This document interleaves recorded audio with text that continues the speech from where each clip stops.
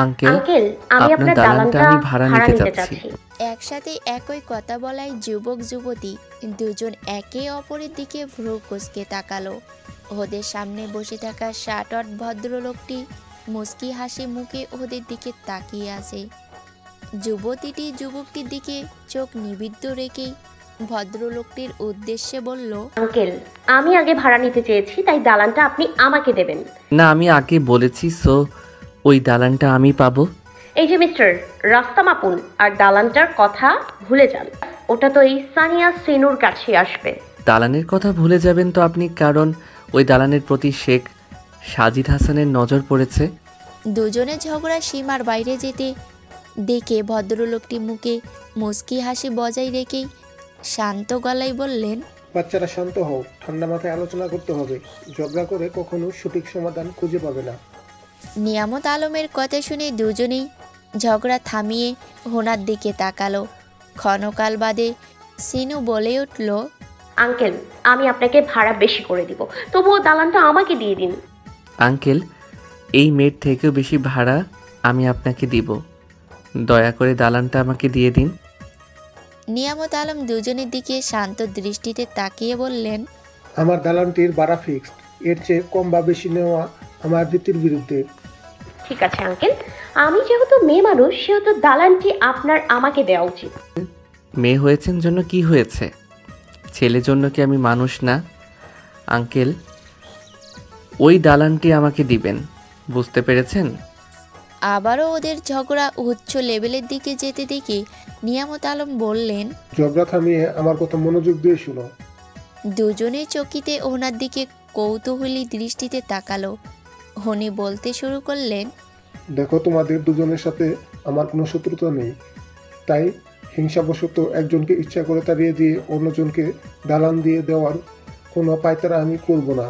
তাই ভাবছি তোমাদের দুজনকে একটা প্রস্তাব দিব। দুজনে প্রচণ্ড আগ্রহ ভরে হোনার দিকে ঝুঁকে বলল, কি?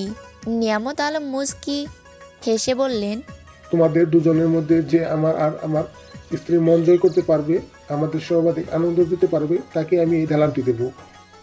ওনার প্রস্তাবে দুজনেরই চোখ মুখ উজ্জ্বল হয়ে উঠল।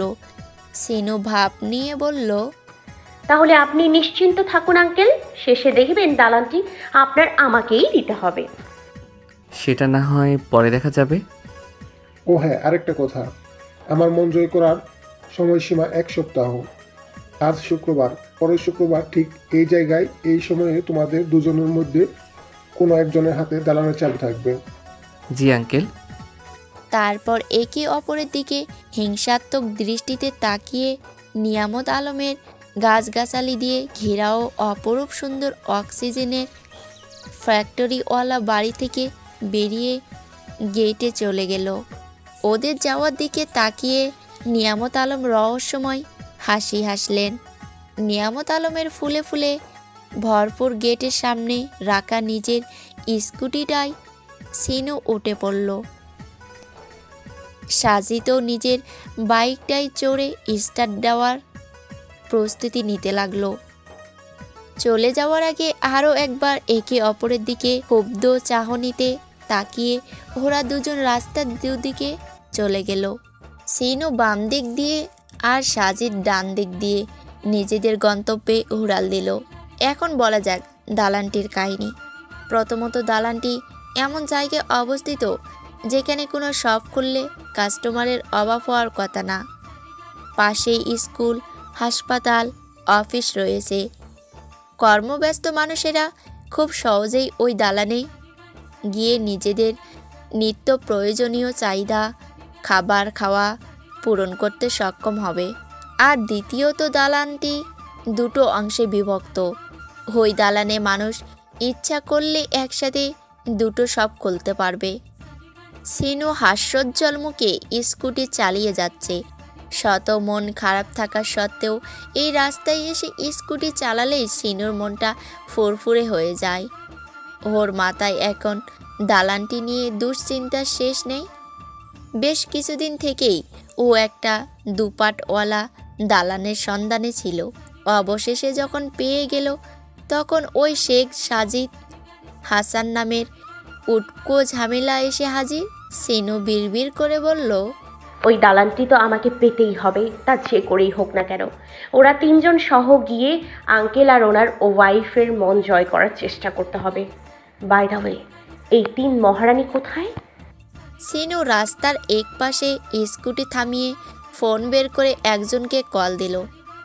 3বার রিং পড়তেই ফোন রিসিভ হলো। সিনু হ্যালো বলার জন্য মুখ খুলতে যাবে, তার আগে ফোনের ওপাশ থেকে একটা মেয়েলি কর্কশ আওয়াজ ভেসে আসলো। মুরগি এত কষ্ট করে বাছার টনটনানি তুলে ডিম পাড়ে, আর সেই ডিম টিফি নিয়ে আপনি এত অহংকার করেন? তা বলি, পৃথিবীতে যে লজ্জা বলতে একটা কথা আছে, সেটার সাথে মনে হয় আপনি পরিচিত নন। সিনু হতভম্ব হয়ে বলল। কি এসব কি বলছিস তানি? আর কাকেই বা বলছিস? তানিয়া নিজের কর্কশ কণ্ঠস্বর খানিকটা নমনীয় করে বলল, সিনু শোনা, আমি এখন ঝগড়া করছি, তোর সাথে একটু পর কথা বলবো। Okay bye. বলেই তানিয়া ফোন কেটে দিল। সিনু আহাম্মক হয়ে ফোনের দিকে তাকিয়ে বলল। হোয়াট? নিজেকে সামলে নিয়ে সিনু অন্য একটা নাম্বারে আয় হাই সিনু, আমি মনে হয় প্রেমে পড়ে গেছি রে। কি বলছিস? কখন, কোথায়, কিভাবে? আর মোস্ট ইম্পর্টেন্টলি, কে সেই মহাপুরুষ যার প্রেমে তুই পড়েছিস? ফুলের বাগানে ফুল কিনতে গিয়েছি, তো স্বাভাবিকভাবে আশেপাশে ফুলেই দেখবি, জন্তু জানোয়ার তো দেখার কথা না। কি বললি? তাও ভালো, মালির প্রেমে পড়িসনি। বললাম, আরেকজন কোথায়? ও আবার কাটা বা গাছের প্রেমে পড়েনি তো? তুইও না সিনু, রাইমা মালিকের সাথে কথা বলছে। ভালো কথা, বেশি টাকা দিয়ে কিনে আনিস না আবার। বার্গেনিং করে তবে কিনে আনবি। দরকার পড়লে এক্সট্রা চাটু মেরে কম দামে কিনে আনবি, নয়তো তোদের পিঠের ছাল তুলে দিব আমি। তুই একদম টেনশন করিস না, আমরা আছি তো। দেখে নিস, 50% ডিসকাউন্ট নিয়ে আসবো। আচ্ছা, তাই যেন হয়। বলে সিনু ফোন কেটে দিল। তারপর আকাশের দিকে মুখ তুলে চোখ বন্ধ করে কিছুক্ষণ প্রকৃতির ঠান্ডা শিরশিরে বাতাস নিজের ভিতরে শুষে নিয়ে তৃপ্তির শ্বাস ফেলল। বাতাসে ওর বোরকাটা ভীষণভাবে উড়ছে, মুখ আর হাত ছাড়া সব কিছু ঢেকে রেখেছে ও। পর্দার প্রতি ভীষণ যত্নশীল ওরা চারজন। স্কুল জীবনে নিজেদের নিয়েই ব্যস্ত ছিল, কোনো ছেলের সাথে কথা বলা থেকে সর্বদা বিরত থেকেছে। তাই আজ ওই ছেলের সাথে এভাবে ঝগড়া করে সিনুর একদম ভালো লাগছে না। তাই এখানে এসেছে মন ভালো করার জন্য। যাই হোক, চারপাশ থেকে নানান ফুলের মিষ্টি সুবাস ভেসে আসছে। সিনু মুগ্ধ হয়ে কিছু সময় প্রকৃতির অপরূপ সৌন্দর্য উপভোগ করল। তারপর স্কুটি চালিয়ে বাসার উদ্দেশ্যে চলে গেল। তানিয়ার কথা শুনে গ্রো ক্যারি শপ এর মালিক চোখ বড় বড় করে আহাম্মক হয়ে ওর দিকে তাকিয়ে আছে। তানিয়া ফোন ব্যাগে ঢুকিয়ে পুনরায় বলে উঠল, ডিমের ন্যায্য মূল্য না নিয়ে মুনাফা অর্জনের জন্য ইচ্ছাকৃতভাবে বেশি দাম নিতে আপনার কলিজা কাঁপে না? এর হিসেব কিন্তু আমি হাসরের ময়দানে কড়াই গন্ডায় আপনার থেকে উসুল করে ছাড়ব। এখনও সময় আছে, যা দাম বলেছি সেই দামে ডিমগুলো দিয়ে দিন, নয়তো পরকালে কিন্তু আপনার থেকে হিসাব নিব, বলে দিলাম। সব মালিকের অবস্থা হয়েছে বর্তমানে ছেড়ে দে মা, কেঁদে বাসি।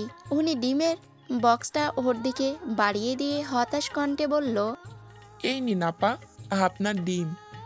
আর হ্যাঁ, যত টাকা দিতে চান তত টাকাই দিন, অথবা ফ্রিতেও নিয়ে যেতে পারেন, আমার কোনো সমস্যা নেই।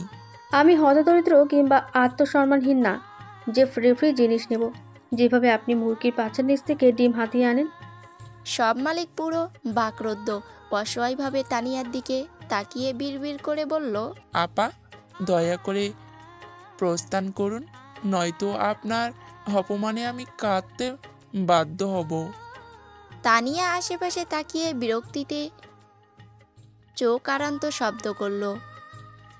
10 মিনিট হলো ও জ্যামে আটকে আছে, তার উপর আজ কাঠফাটা রোদ উঠেছে।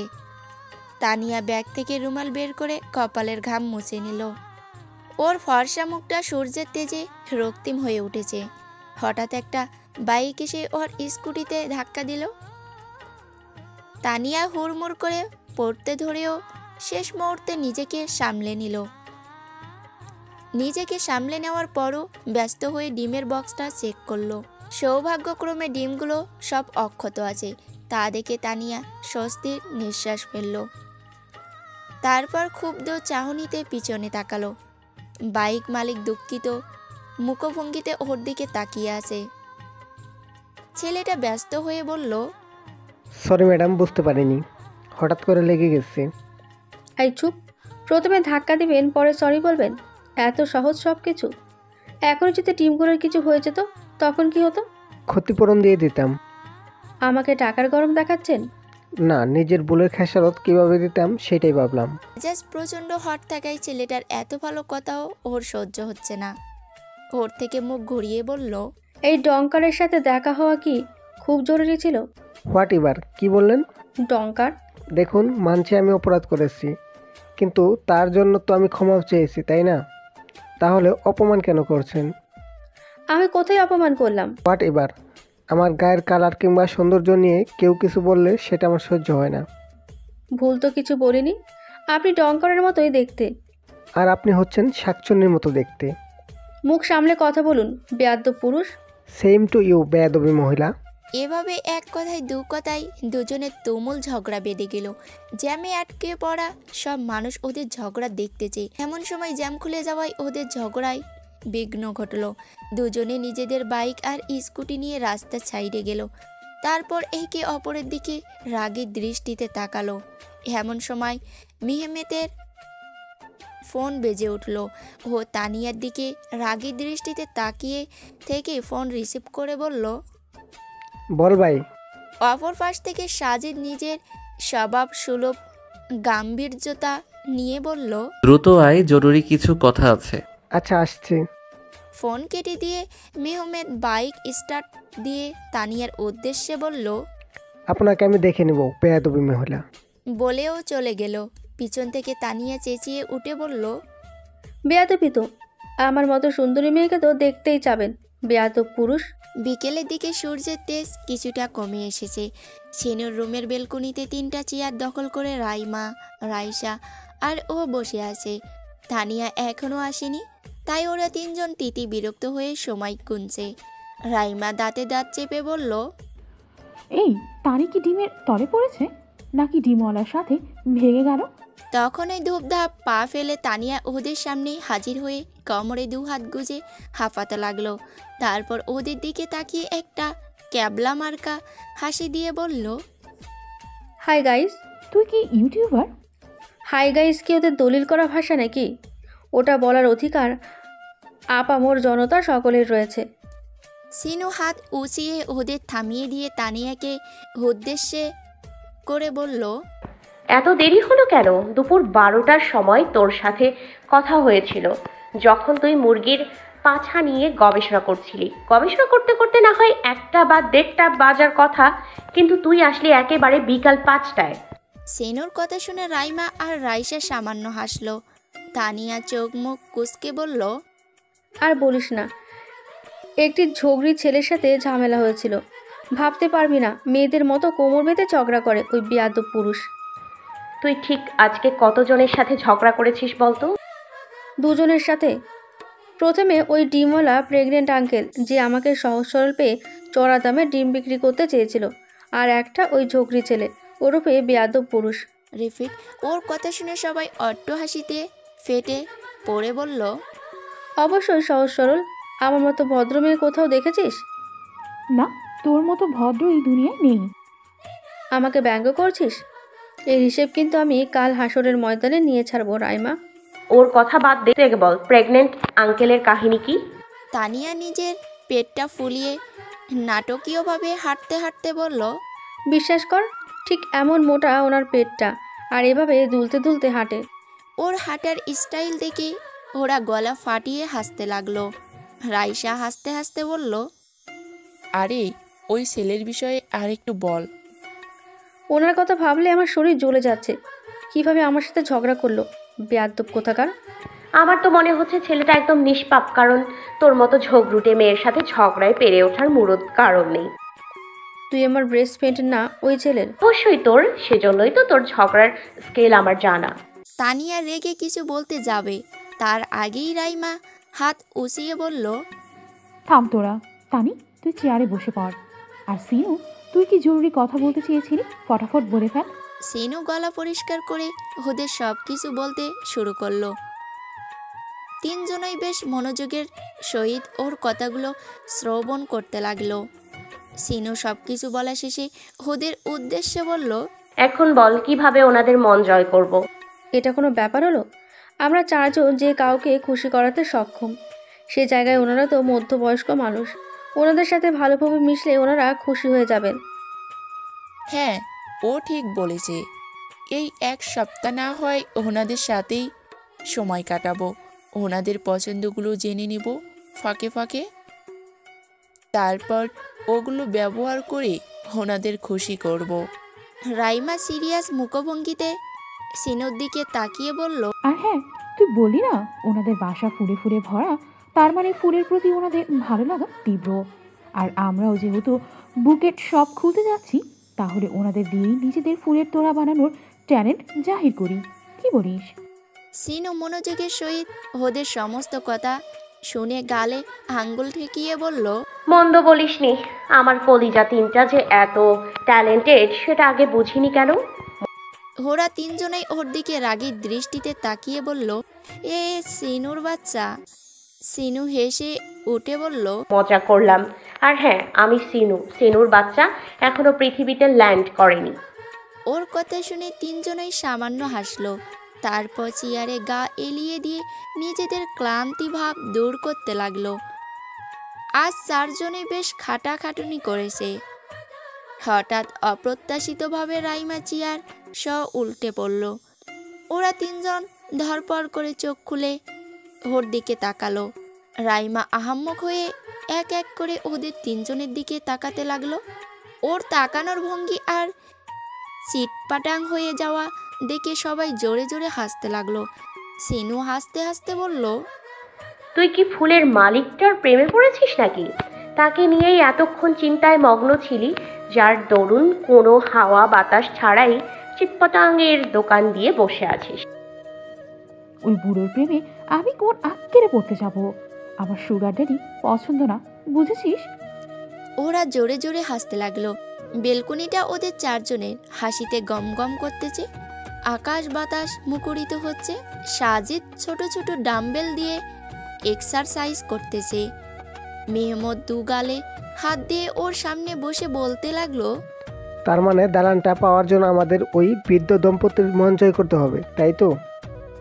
সাজিদ এক্সারসাইজ অব্যাহত রেখে ছোট্ট করে জবাব দিল, হ্যাঁ, দালানটার জন্য আমি সব করব। সাজু বেবি, আমি আছি না? আমার মতো কিউট একটা ছেলেকে দেখতেই ওই আন্টি আমার প্রেমে পড়ে যাবে। আর যতদূর আঙ্কেলের কথা মতো ওনার বউ ওনাকে যা বলবেন উনি তাই শুনবেন এবং আমাদের কাছেই দালানটা হ্যান্ড ওভার করে দেবেন। আমার তো টেনশন হচ্ছে তোকে দেখার সাথেই না আঙ্কেল আমাদের তাড়িয়ে দেন। রাস্তায় ওই মেয়েটা আমাকে ডঙ্কার বলল, আর তুই এখন আমাকে ভয়ঙ্কর প্রমাণ করতে চাচ্ছিস? আমার কি কোনো অনুভূতি নেই? সাজিদ ডাম্বেলগুলো নির্দিষ্ট স্থানে রেখে দিয়ে সামান্য হাসলো। তারপর টাওয়াল দিয়ে গায়ের ঘাম মুছতে মুছতে বলল, চুপ করে আমার কথা শোন। আমি যা বলছি তুই ঠিক তাই করবি। ওই 4 আঙ্গুলের মেয়ের কাছে হাঁটতে আমি রাজি না। আমি এই মেহমত থাকতে তুই হারার কথা ভাবছিস কিভাবে? আমি আছি তো সাজু বেবি। সাজিদ বিরক্তিতে চোখ আরান্ত উচ্চারণ করে বলল, শালা, আর একবার যদি সাহায্য বেবি বলিস তাহলে তোর কানের নিচে আমার এই শক্তপোক্ত হাতের বাড়ি দিতে 1 সেকেন্ডও দেরি হবে না। আর ছোট ভাই হোস জন্যেই এখনো তুই আমার সামনে এত বাজে প্যাচাল পাড়ার পরেও অক্ষত অবস্থায় বসে আছিস। কি সাংঘাতিক কথাবার্তা! বলে যাস না আমি তোর থেকে জাস্ট 2 বছরের ছোট, আর আমার শরীরেও শক্তির কোনো কমতি নেই। সাজিদ বাঁকা হেসে হাত মুষ্টিবদ্ধ করে ওর দিকে এগিয়ে যেতে যেতে বলল, আচ্ছা, তোর শরীরেও শক্তি আছে তো হয়ে যাক প্রমাণ। ওর চাহনি দেখে মেহমদ দারুণ ঘাবড়ে গিয়ে উল্টো দিকে চোট লাগালো। দৌড়াতে দৌড়াতে কণ্ঠটা অসহায় করে বলল, আম্মু বাঁচাও, তোমার বডি বিল্ডার ছেলে তোমার বোলাবালা সহজ সরল মাসুম ছেলেটাকে বিনা দোষে মারতে চাচ্ছে। সাজিদ ওর অভিনয় দেখে কিছুক্ষণ হাসলো, তারপর বেলকুনিতে গিয়ে আকাশের দিকে তাকিয়ে বিড়বিড় করে বলল, সানিয়া সিনো দেখতে থাকুন। এই শেখ সাজিদ হাসান দালানটা আপনার নাকের ডগা দিয়ে কীভাবে নিয়ে নেয়। চার বান্ধবী নিয়ামত আলমের বাড়ির উদ্দেশ্যে রওনা দিয়েছে। সবাই স্কুটি চালিয়ে নির্দিষ্ট গন্তব্যের দিকে এগিয়ে যাচ্ছে। সিনুর স্কুটিতে বিভিন্ন রকমের ফলমূল আর শুকনো স্ন্যাক্স দেখা যাচ্ছে। ওরা এগুলো নিয়ামত আলম আর ওনার ওয়াইফকে খুশি করার জন্য নিয়ে এসেছে। নিয়ামত আলমের ফুল দিয়ে ভরপুর গেটের সামনে এসে সিনুরা স্কুটি থামিয়ে ভ্রু কুঁচকে সামনের দিকে তাকালো। রাস্তার বিপরীত পাশে অর্থাৎ সিনুদের সামনে সাজিদ আর মেহমত বাইকে বসে আছে। সাজিদ সিনুর দিকে ক্ষুব্ধ চাহনিতে তাকালো, সিনুও তাই। ওদিকে মেহমতকে দেখতেই তানিয়ার মেজাজ চরম বিগড়ে গেল। বিড়বিড় করে বলল, এখানে এই ডঙ্কারেরই অভাব ছিল, সেটাও পূরণ হয়ে গেল। মেহমত তানিয়াকে দেখে কপাল কুঁচকে মনে মনে বলল, হোয়াট এবার, এই শাকচুন্নি ওরফে বেয়াদুলি মহিলা এখানে কি করছে?